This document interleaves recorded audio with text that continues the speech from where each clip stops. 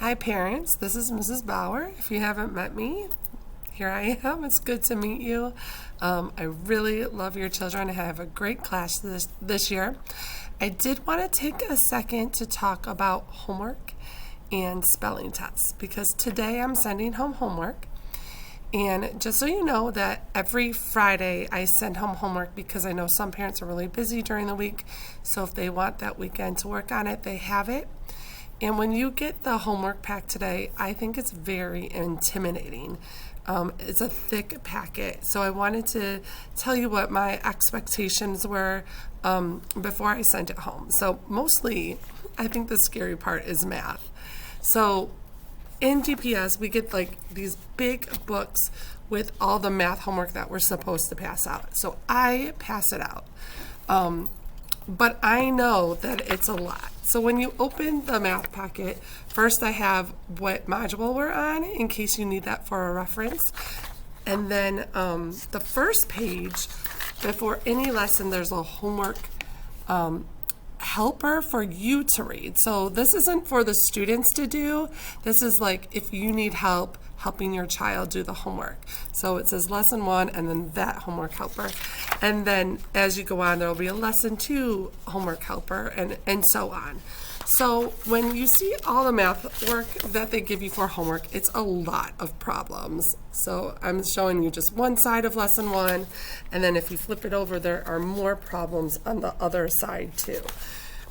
So some families are like, that is so much work. And I have a child myself, and if she had this really thick packet to do every week, I would probably stress about it because I come home, I'm tired. Sometimes she has swim class. And just to do like that many problems in addition to any spelling words that I give you to study, to me seems a lot. So let me tell you this, you don't have to do the whole homework pack. You do need to do some problems on each page. That's all I'm asking.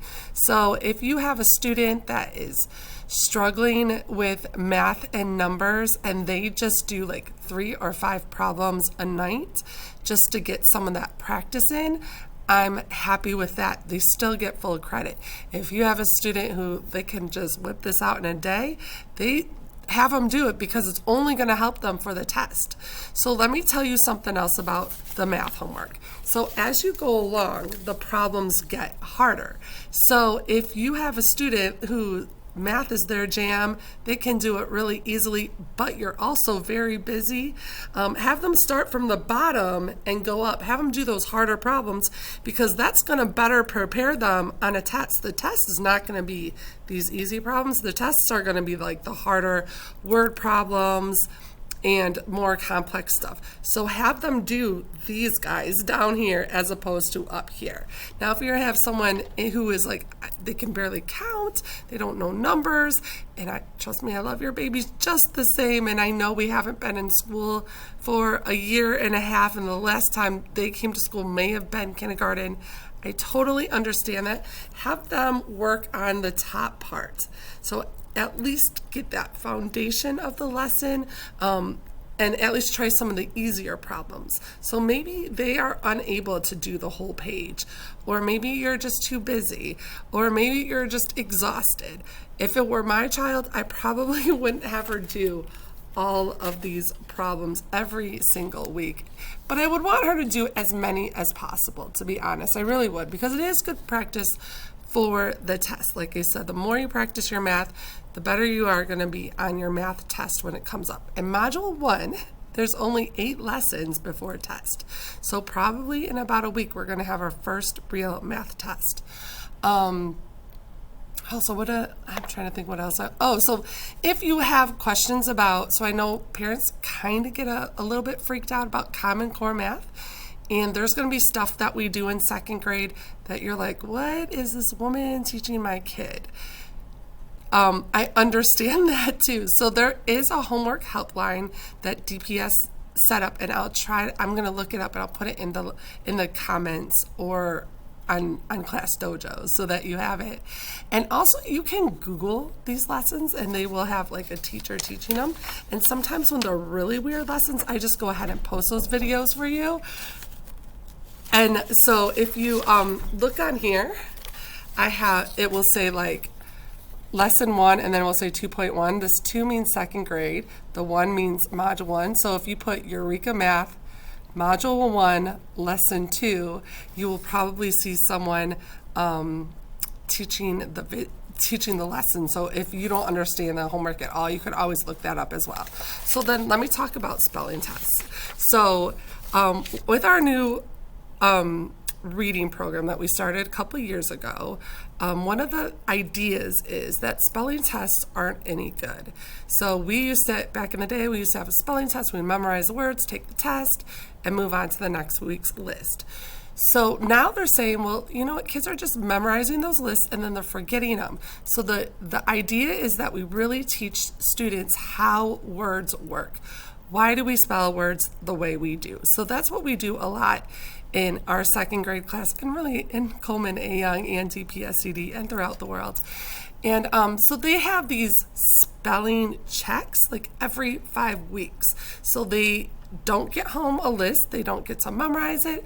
I give them words, and then they have to remember what the rules are to those words in order to spell it. So if we're doing long A words and I say a word like day, and they hear that long A at the end of the word, they'll learn that that's an AY and not an AI. But at the same time, I want them practicing those rules throughout the week before they get a test. And since the spelling checks are like every 5 weeks or not even every week, I did want them to be in the habit of just practicing those words. So I am giving spelling tests. They're ones that I create based off of what I'm teaching. So they look like this. And so you can just study these words. Like right now we are learning about long and short vowels and closed and open syllables. And so the words are going to be like short without an E, and then a long A with a magic E at the end. So I'll give them about 10, where's the camera? About 10 words, but then I'm going to, on the test day, give them like 2, maybe 4 words that aren't on the spelling test, that test their knowledge of how those words work. Do they understand that if it's a long A, that they need to add a magic E? Right now, that's all they have to know. We haven't gone through all the other long vowel spellings. So do they understand that rule?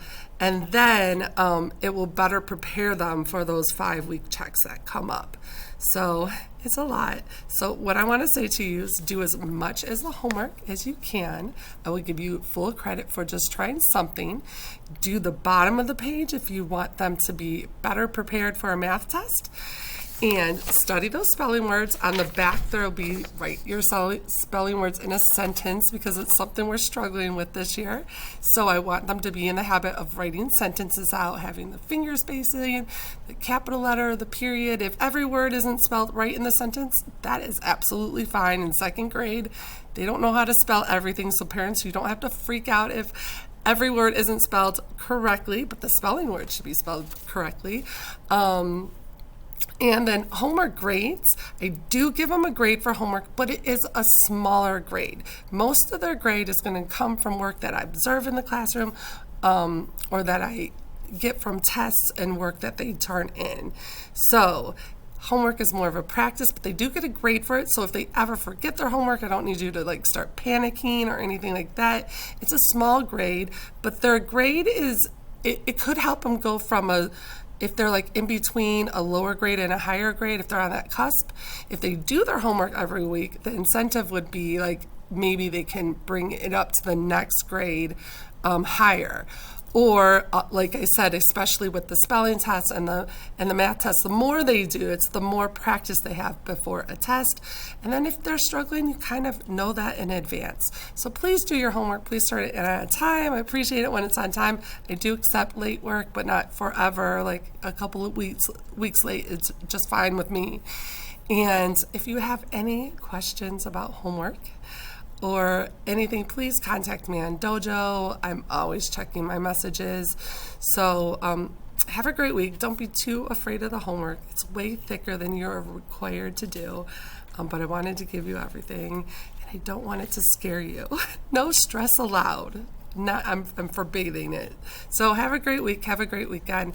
And bye.